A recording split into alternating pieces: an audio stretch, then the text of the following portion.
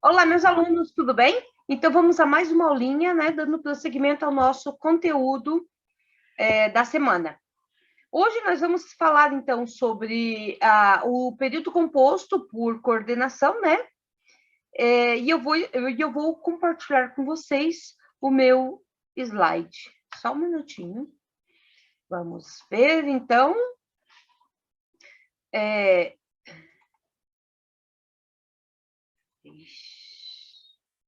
Vamos ver, então, o período composto por coordenação.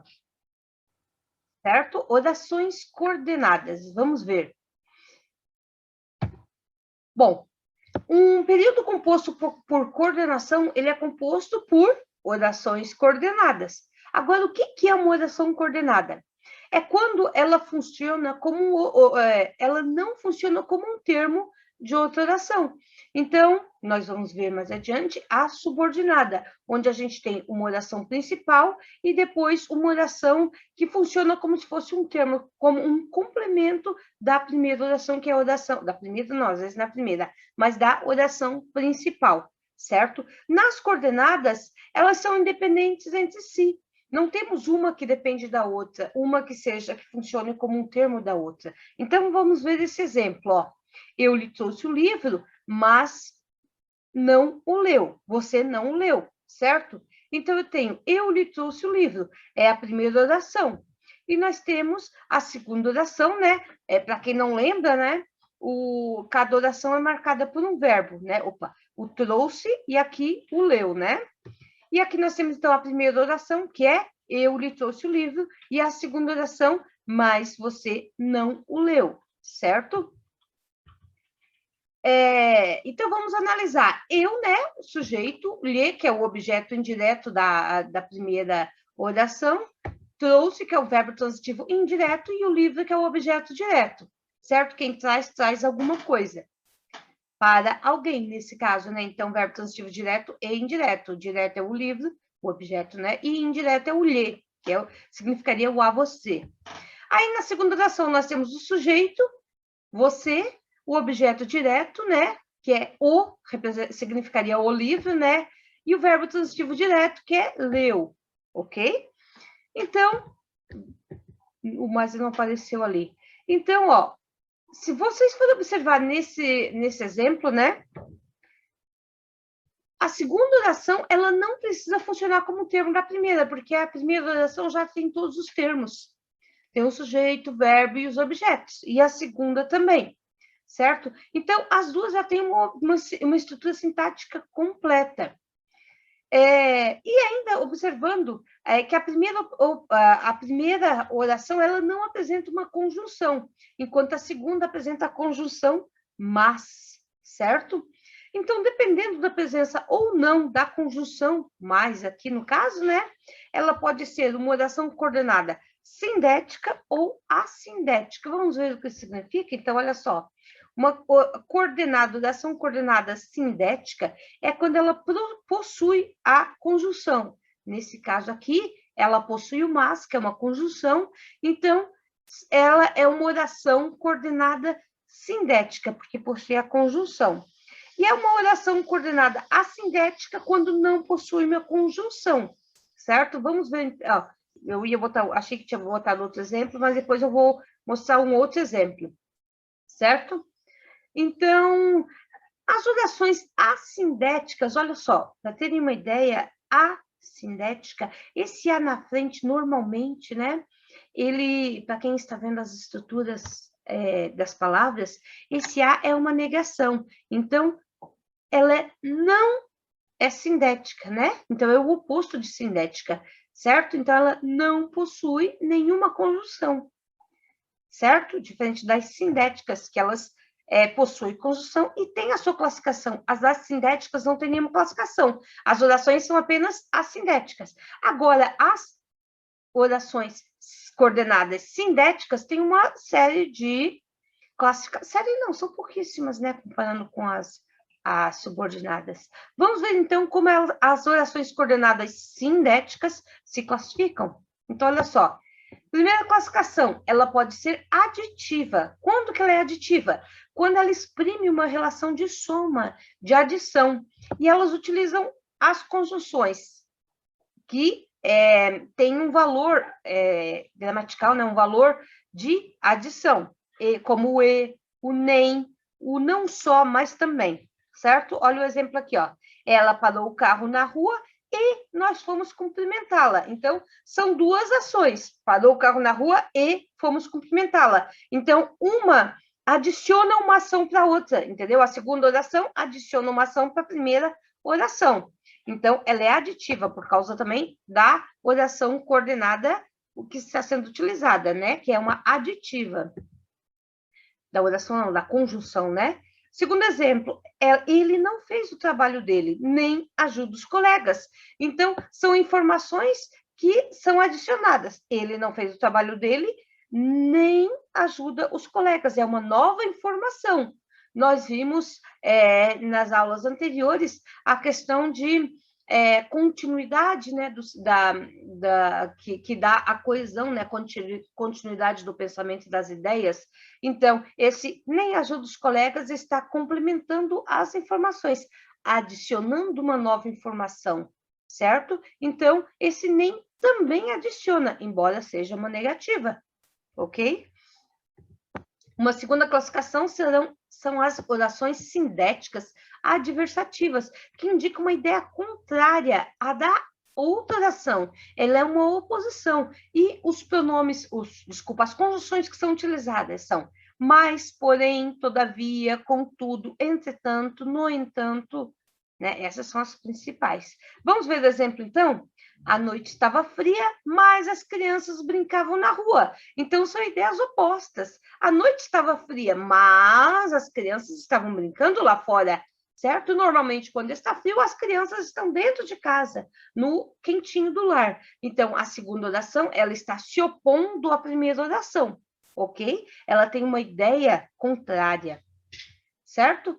Orações coordenadas sindéticas alternativas. Ela exprime uma possibilidade de opção, uma escolha. Então, é uma alternância.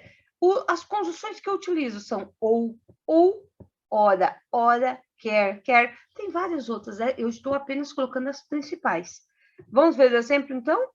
Ou tudo se resolve, ou não viremos mais aqui. Então, quando a gente tem uma ideia de alternância, a opção, né? A escolha de uma exclui a outra, certo? Então, no sentido, ou tudo se resolve, ou não viremos mais aqui, se a primeira ideia se concretizar, a segunda será excluída. Se a segunda hipótese se ocorrer, a primeira será excluída. Por isso que a alternância ou uma coisa ou outra coisa, certo? E nós temos as orações coordenadas sindéticas conclusivas, que exprimem uma ideia de conclusão da ideia contida na oração coordenada, certo? Quais as conjunções utilizadas? Normalmente as principais, né? Eu vou utilizar logo, pois, esse pois colocada após o verbo, porque se colocada antes, tem um outro sentido, né? O sentido mais de explicação. Portanto, por isso, essas são as principais. Vamos ver algum exemplo? Ó. Ele está confuso, precisa, pois, de nosso apoio. Sempre que o pois é colocado depois do verbo, ele precisa estar separado por vírgula, uma vírgula antes, uma vírgula depois, certo? E ele significa uma ideia de conclusão, certo? Outro exemplo. Tudo está em ordem, portanto, não devemos nos preocupar. Esse, portanto, então, dá uma ideia de conclusão. Aproveitando que eu falei da vírgula no pois, né? Essas orações coordenadas, normalmente, elas possuem uma vírgula antes. Então, ó, tudo está em ordem, vírgula, portanto, não devemos nos preocupar. Certo? Em alguns casos, essa vírgula é opcional, mas normalmente se coloca.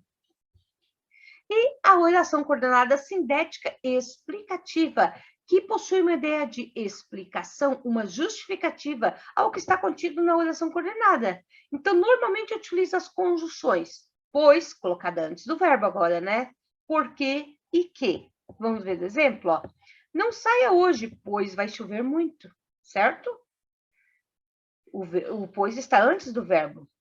Agora, vamos ver esse exemplo. Eu vim, vi e venci, né? Uma oração do Júlio César, do governante romano, né? Vamos ver a análise da oração? Eu vim. Nós temos uma oração coordenada assindética. Por que ela está ligada à segunda oração? Olha só, por que nós temos 3 orações? Porque nós temos 3 verbos, embora seja uma frase curta, né? Nós temos o verbo vir, o verbo ver e o verbo vencer. Então, são 3 verbos, são 3 orações. Eu vim, oração coordenada assindética, porque está ligada à segunda oração, também uma oração coordenada assindética, sem nenhuma conjunção, certo? Desculpa o barulho aí que eu acho que vocês ouviram, mas é que está tendo alguma obra aí no vizinho, ok? Agora, nós temos uma conjunção, a conjunção e uma segunda oração, que é uma oração coordenada sindética, porque ela está ligada à anterior pela conjunção e, ok? Então, em síntese, conceito de oração coordenada é aquela que não exerce função sintática em relação à outra. Ou seja, a oração coordenada não é um termo de uma outra oração, ela é independente. E ela se classifica como assindética, que não possui conjunção, e sindética, que apresenta conjunção. E essas são as principais conjunções, né? Coordenativas. Então, eu vou deixar, não vou falar de cada uma, né? Mas a gente já falou que são as classificações das orações coordenadas, né? Aditiva, adversativa, alternativa, conclusiva e explicativa, as principais conjunções utilizadas em cada caso e um exemplo delas, né? E o uso da vírgula entre as orações coordenadas. Elas são separadas por vírgula entre si, como olhou as árvores, vírgula, não viu folhagens. Oração dos Marlins.